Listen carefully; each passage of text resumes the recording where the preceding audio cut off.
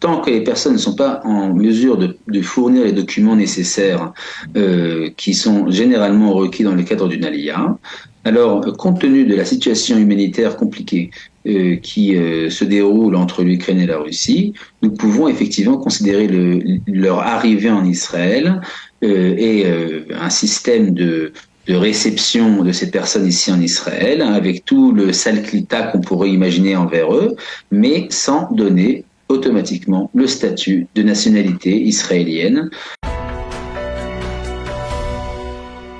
Nous avons le plaisir d'être en ligne avec Maître Yona Cherki. Yona, bonjour, Boker Tov. Boker Tov. Alors, vous êtes le directeur du département juridique du Centre pour la politique d'immigration de l'État d'Israël et nous vous avons sollicité parce qu'il y a des informations qui nous expliquent que les avantages qui ont été accordés quasiment depuis le début de la guerre entre l'Ukraine et la Russie aux potentiels immigrants, aux potentiels olim venant de ces deux pays, des avantages qui ont été accordés par l'État d'Israël, des facilités pour s'installer en Israël, vont s'arrêter à la fin du mois d'août, dans quelques jours, donc très exactement dans 2-3 jours. Et vous, au sein de ce centre de politique d'immigration, vous estimez qu'il faut prolonger, il faut cesser justement ces avantages, alors qu'il y a des pressions venant de certains mouvements, vous allez nous expliquer de qui, pour annuler cette décision et pour maintenir ces avantages. Alors, est-ce que je me suis bien fait comprendre? Expliquez-nous plus clairement peut-être ce dont il était question à ce sujet-là. Alors, depuis plusieurs mois, justement, suite aux hostilités entre l'Ukraine et la Russie, l'État d'Israël, en acte humanitaire, a décidé de créer un système de dérogation pour de laisser les personnes qui veulent faire leur allié en Israël venir en Israël, recevoir leur statut d'Israélien, bien qu'ils n'étaient pas en mesure de fournir les documents personnels validés par tampon apostille et des casiers judiciaires vierges. Maintenant, normalement, ça fait partie des documents de base qu'on demande lorsqu'une personne fait son allié en Israël, qui que ce soit. L'État d'Israël ne veut pas se retrouver à être la poubelle du monde au niveau des personnes qui ont des casiers judiciaires bien remplis.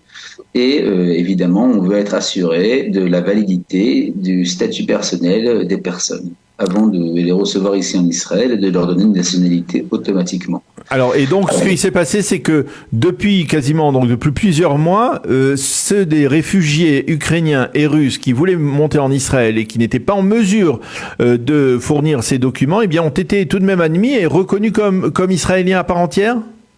Exactement. Donc, ils ont donc été admis et reçus et acceptés comme israéliens à part entière, ont reçu la nationalité, bien qu'ils n'avaient pas ces documents. C'est-à-dire qu'il y a même eu une rectification d'une réglementation à l'intérieur du ministère de l'Intérieur qui donnait justement cette dérogation aux personnes qui demandaient à arriver d'Ukraine ou de Russie. Maintenant, il faut comprendre plusieurs choses.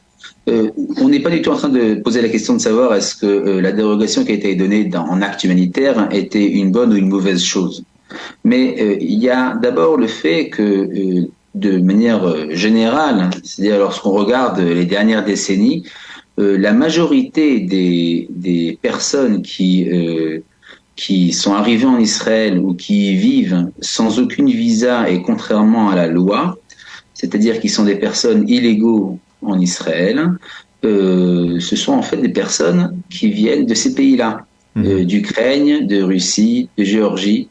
Maintenant, lorsque tu sais d'avance que c'est justement précisément de ces pays-là que provient l'immigration illégale de manière presque uniforme des pays d'Ukraine et de la Russie, alors tu ne t'avances pas trop vite à donner la dérogation à toutes les personnes qui veulent venir en Israël et qui n'ont pas de documents à fournir. Première chose. La deuxième chose, c'est qu'on se sera attendu à ce que l'État d'Israël, au lieu de donner automatiquement à la nationalité à ces personnes, bien qu'elles n'aient pas apporté les documents nécessaires. On sera attendu à ce que l'État d'Israël donne un statut temporaire à ces personnes. C'est-à-dire, bon, on comprend qu'effectivement vous êtes en détresse, que vous voulez venir prendre refuge, recevoir refuge en Israël. À ce moment-là, vous venez, vous recevez un visa de longue durée, renouvelable, qui vous permettra de travailler en Israël, d'y vivre, même de participer aux élections municipales.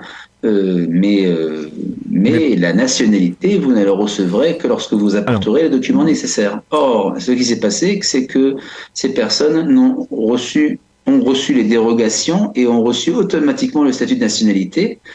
Et cette situation-là, on demande que, effectivement, à la fin de la dérogation, du terme de la dérogation qui a été fixé pour le 31 août, et alors ça s'arrête là.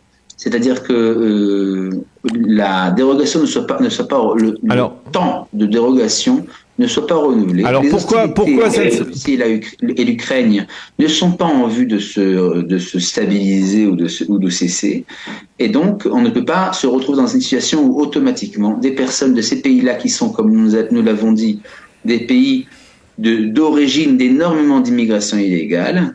On ne peut pas se permettre que, justement, de ces pays-là, il y ait des personnes qui puissent venir en Israël et abuser de la bonne volonté de l'État d'Israël et de l'acte humanitaire qu'il propose dans le cadre de ces dérogations. Mais pourquoi ce serait le cas, puisque apparemment, selon ce qui a été décidé, donc le 31 août, ces avantages sont annulés. Qu'est-ce qui peut faire changer le gouvernement, ou en tout cas, qu'est-ce qui peut modifier cette décision?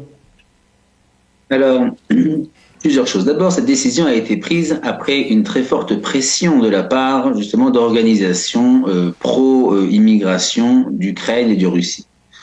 Donc ça, c'est la première chose, il faut le savoir. C'est-à-dire, c'est pas une décision qui a été prise comme ça unilatéralement de la part du gouvernement israélien et en avance.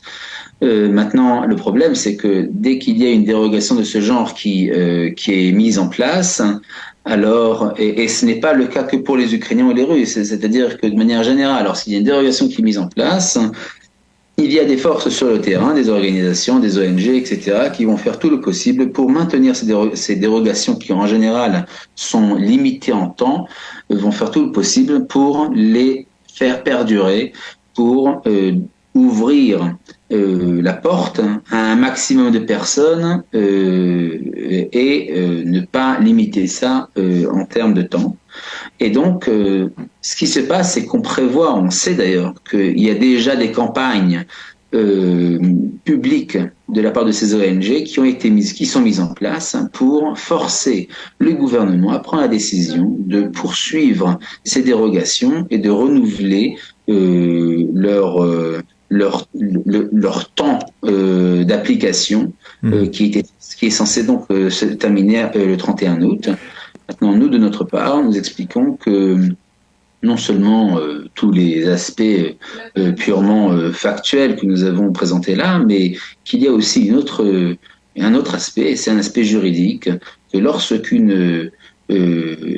lorsqu'un organe de l'État doit prendre une décision administrative, il est dans son obligation de la prendre après avoir analysé toutes les données professionnelles et factuelles possibles. Et on sait que le standard d'application des décisions d'octroyer la nationalité à un Olé Hadash passe par une analyse de documents à fournir, et c'est ça le standard. Maintenant, du moment où on baisse le standard, en réalité, l'organe de l'État est fautif par rapport à son obligation d'analyse avant d'octroyer un statut.